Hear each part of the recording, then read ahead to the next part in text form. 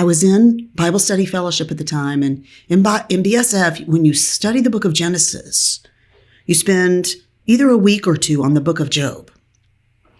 And I know I had read Job before, but it just impacted me so much differently that time through. I was so struck by Job's immediate response to incredible loss.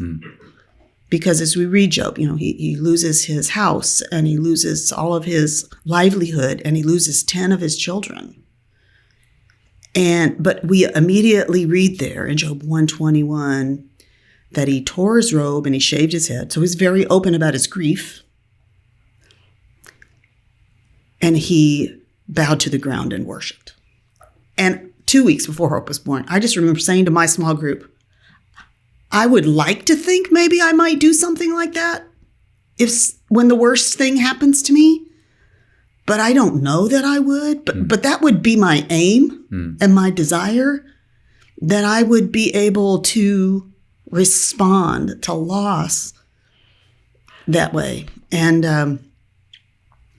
I remember that week, we spent a week there in the hospital with Hope being run through a bunch of tests to confirm that diagnosis. And I just remember waking up that morning after getting it, and just thinking, well, I guess this is my chance.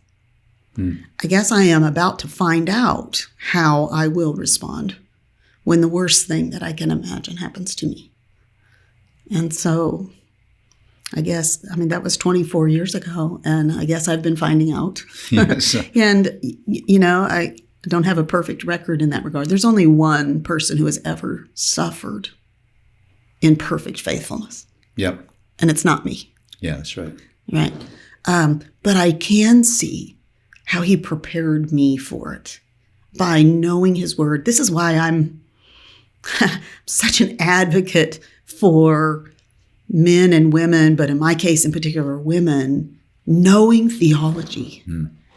I think so many people think, maybe you Bible teachers or, you really serious Christians, like you might need to get theology. No, we all need theology. We all need it if we are going to endure in this life loving and trusting Jesus.